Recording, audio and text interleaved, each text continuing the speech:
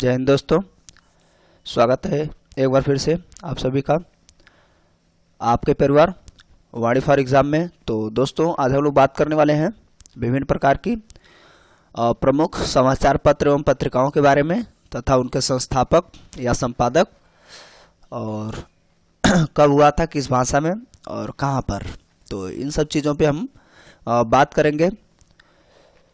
तो ये टॉपिक हम देखें तो मॉडर्न हिस्ट्री के उस टॉपिक होता है भारत में प्रेस एवं शिक्षा का विकास, वहाँ से है और ये बहुत ज़्यादा महत्वपूर्ण रहने वाला है सभी एग्ज़ाम के लिए। तो आप कोई भी कंपटीशन की तैयारी कर रहे हैं, किसी भी कम्पिटिटिव एग्ज़ाम की तैयारी कर रहे हैं, तो ये आपके लिए बहुत ही महत्वपूर्ण रहने वाला है वीडियो। तो प्लीज़ लास्ट तक देखिए और दोस्तों के साथ ज़्यादा से ज़्यादा शेयर कर दीजिए। अभी तक आपने चैनल को सब्सक्राइब नहीं किया है तो प्लीज़ सब्सक्राइब कर लीजिए, नोटिफिकेशन बेल को ऑन कर लीजिए, ऑल पे क्लिक कर लीजिए, जिससे आपको समय समय पर नोटिफिकेशन मिलता रहे। तो दोस्तों देखते हैं, शुरू करते हैं। समाचार पत्र या पत्रिकाएं, और यहाँ पे संस्थापक होंगे या संपादक होंगे, भाषा होंगी, स्थान, ठीक है। तो नंबर 1 समाचार दर्पण, ठीक है, समाचार दर्पण। तो इसको हम लोग लिंक करके भी कोशिश करेंगे, याद होता चले, है ना। आमतौर पे याद होना ही बड़ी बात है, तो कोशिश करेंगे हम लोग याद हो जाए। तो समाचार दर्पण के जो संपादक हो जाएंगे वो काशी सेन, ठीक है। और ये बंगला भाषा में था 1818 ईस्वी में। कोलकाता में बंगला है तो कोलकाता ज़्यादा मतलब कलकत्ता है, ठीक है, उस समय की बात है। तो अब कैसे याद करें कि जो समाचार दर्पण है वो काशी सेन के द्वारा ही संपादित किया गया है। तो देखिए दर्पण में क्या होता है, सीन दिखता है ना, यहाँ पे देखिए लिंक करते हैं हम लोग। सीन यानी कि हम कहें तो कोई भी चीज़ आप देखते हैं यानी चेहरा दिखाई देता है तो आप कहेंगे सीन दिखता है ना। तो किस में दिखता है, दर्पण में, है ना। तो इस तरीके से याद हो जाएगा समाचार दर्पण काशी सेन। और ये बांग्ला भाषा 1818 में कलकत्ता में इसकी स्थापना हुई थी। उसके बाद कलकत्ता जर्नल, तो जो जर्नल है कलकत्ता जर्नल, जेम्स बर्गिंघम, ये महत्वपूर्ण रहता है। और ये इंग्लिश में था, ये भी 1818 में कलकत्ता में, ठीक है। तो इसको याद कर लीजिएगा, है ना। आमतौर पे याद करने का एक तरीका है कि जो जनरल है ना, जनरल जो हो जाएंगे अंग्रेज लोग हुआ करते थे, तो बाकी सारी पत्र पत्रिकाओं में बहुत ही कम आपको मिलेंगे अंग्रेज, ठीक है। तो जेम्स बर्गिंघम से आप लिंक कर लीजिएगा, जनरल के हिसाब से याद हो जाएगा। तो कलकत्ता जनरल क्या हो जाएगा, जेम्स बर्गिंघम, अंग्रेजी में 1818 में कलकत्ता में, ठीक है। उसका संवाद कौमुदी अति महत्वपूर्ण, ठीक है। संवाद कौमुदी आमतौर पे याद रहता है, राजा राममोहन राय की पत्रिका है और ये 1821 में हुई थी। राजा राममोहन राय की जब जीवनी देखेंगे तो आप उसमें सारी चीज़ें आपको मिल जाएंगी, ठीक है। और ये भी बांग्ला भाषा में था, कलकत्ता की बात है, क्लियर। तो संवाद कौमुदी आप लोगों को याद होगा, ठीक है, राजा राममोहन राय की पत्रिका है। उसके बाद मीरात उल अखबार, ये भी उन्हीं की है, मीरात उल अखबार, ये भी राजा राममोहन राय की ही है, यहाँ तो लिखा ही है सब कुछ। और ये फारसी भाषा में है 1822 में, एक साल बाद। ये भी कोलकाता की ही बात है। तो ये दोनों के दोनों अति महत्वपूर्ण में आएंगे, है ना।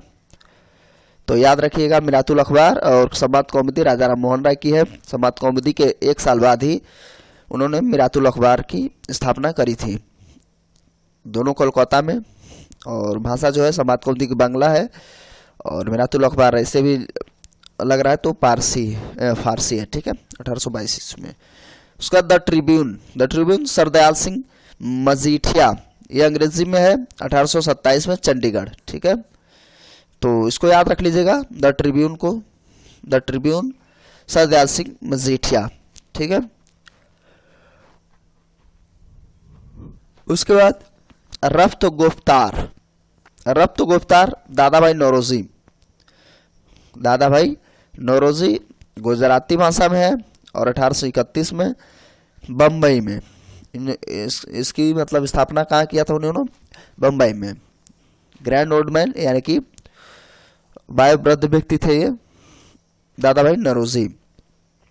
तो क्या हो जाएगा? रक्त गोफ्तार इनकी पत्र पत्रिका है। उसके बाद बम्बई दर्पण। बम्बई दर्पण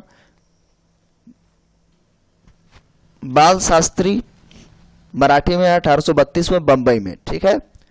बम्बई दर्पण बम्बई में रहेगा, तो बाल शास्त्री, ठीक है, मराठी भाषा में 1832 में।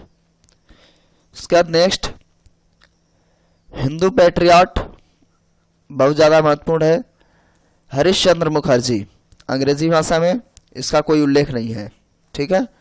उसके बाद इंदु प्रकाश, महत्वपूर्ण है, एमजी रानाडे, ये भी हिंदी में है 1862 में,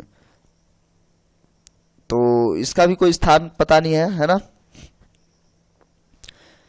मतलब ये क्या हो जाएगा? महादेव रानाडे जी हैं, तो एमजी रानाडे उसमें कहा जाता है। तो इंदु प्रकाश याद रखेंगे, हिंदी में 1862 में। नेटिव ओपिनियन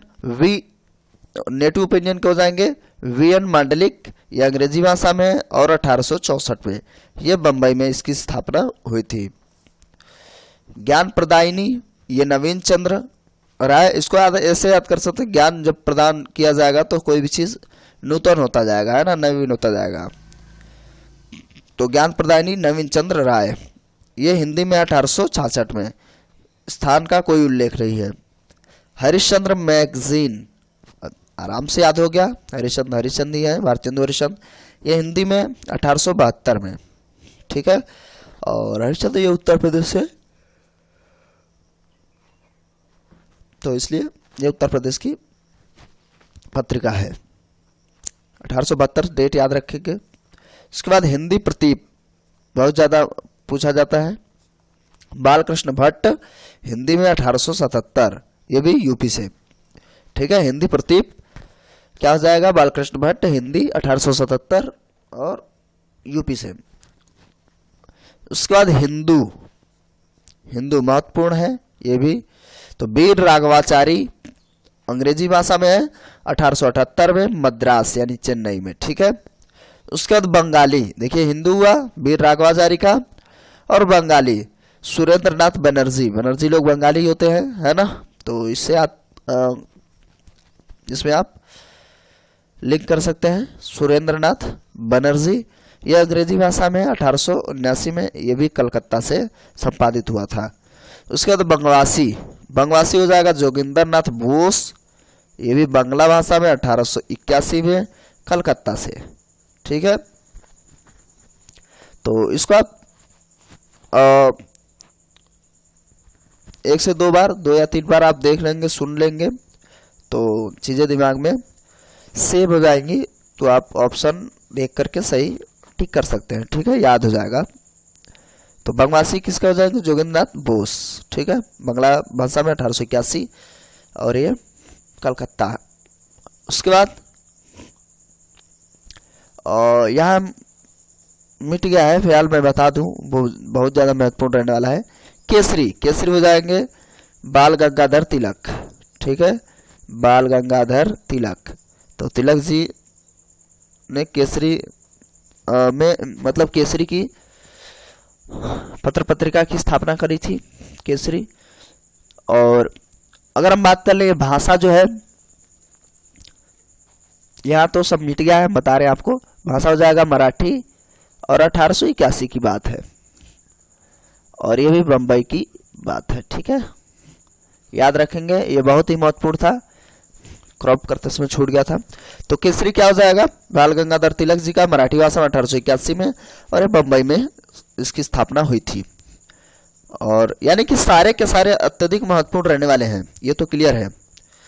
और जो ज़्यादा महत्वपूर्ण है उसमें हम आपको बता रहे हैं। हिंद ए स्थान, तो ये रामपाल सिंह, हिंदी भाषा में 1883 में, उत्तर प्रदेश की बात है।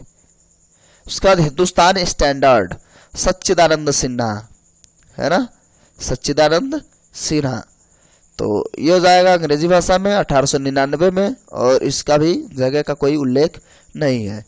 उसके बाद इंडियन रिव्यू जी ए Natesan,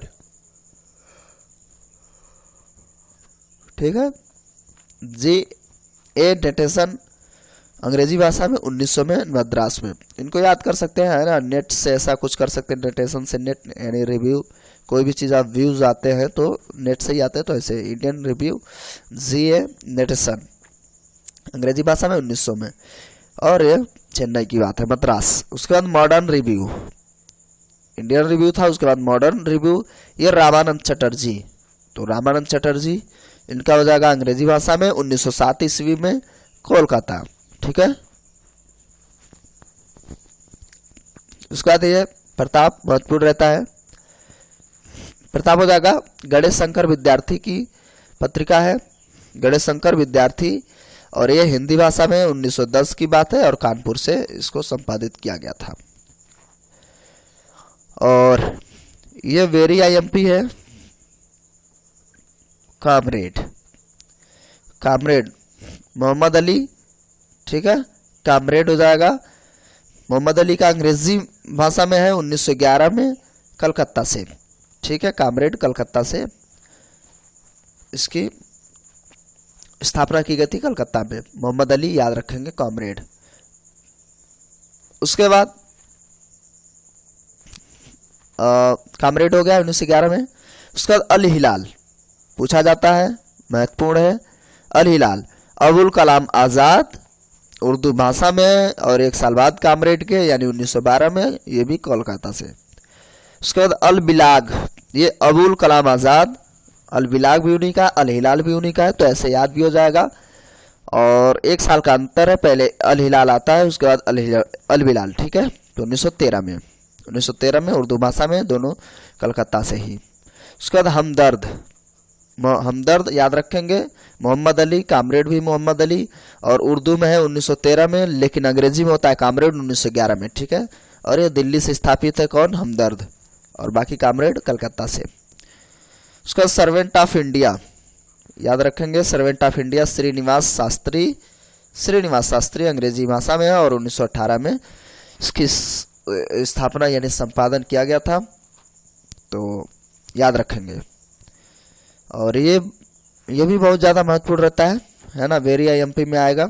young India, young India Mahatma Gandhi ji का है ना, तो अपोजिट सेंस में याद कर लीजिए, यंग इंडिया महात्मा गांधी जो कि ओल्ड थे, और ये उनका 1919 में अंग्रेजी भाषा में था, अहमदाबाद से, गुजरात से ही। उसका नवजीवन भी उन्हीं का है, तो महात्मा गांधी जी का, ये हिंदी और गुजराती दोनों भाषा में, वो भी 1919 में अहमदाबाद से ही है, तो उसी का हम कहें तो ट्रांसलेशन है, ठीक है, यंग इंडिया का ही हम कहें तो, है ना, तो हिंदी गुजराती में 1919 में अहमदाबाद से। तो ये रहे आपके, सॉरी अभी और होने चाहिए, हाँ अभी और है, आगे देख लेते हैं। अभी आज हो जाएगा शिव प्रसाद गुप्त का, हिंदी भाषा में 1920। उसका सोशलिस्ट ऐसे डांगे, सोशलिस्ट ऐसे डांगे अंग्रेजी भाषा का है, 1922 में इसकी स्थापना हुई थी, जगह का कोई दोनों में उल्लेख नहीं है। अब ये फिर से महत्वपूर्ण है, देखिए यंग इंडिया, नवजीवन, और यंग इंडिया की बात करें तो इंग्लिश भाषा में है 1919 में अहमदाबाद से, और नवजीवन हो जाएगा आपका 1919 में ही हिंदी और गुजराती में, वो भी अहमदाबाद से, महात्मा गांधी जी की ही रचना। उसमें हरिजन सबसे पहले नाम जो प्रयोग किया था,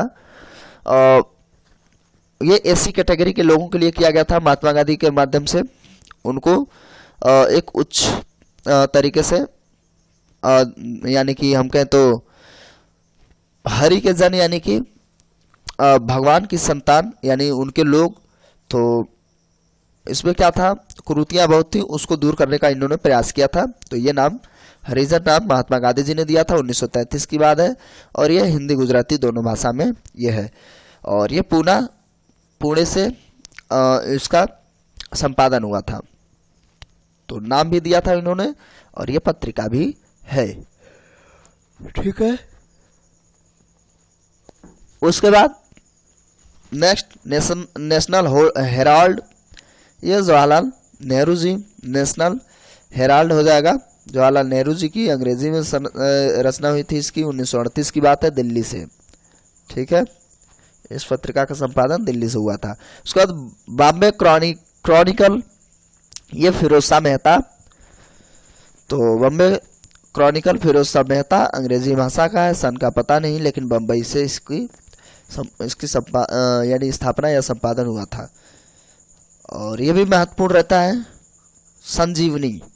संजीवनी के मित्रा जी, के मित्रा बांग्ला भाषा में है, कलकत्ता से। ठीक है, संजीवनी के मित्रा बांग्ला भाषा से, कलकत्ता में। उसके बाद मराठा, ये पूछा जाता है गंगाधर जी का, बाल गंगाधर तिलक जी का मराठा। तो मराठा क्या हो जाएगा, बाल गंगाधर तिलक, अंग्रेजी भाषा में है, और ये बम्बई से। ठीक है, तो उसके बाद केसरी भी था। तो केसरी देखिए, केसरी का तो सन था, है ना, केसरी की बात करें तो केसरी का सन था 1881 में केसरी। ठीक है, गंगाधर तिलक जी का ही है। तो केसरी और मराठा उन्हीं की पत्रिका है ना। तो कैसा लगा वीडियो आप कमेंट करके जरूर बताएंगे। मिलते हैं अगले वीडियो में, तब तक के लिए नमस्कार।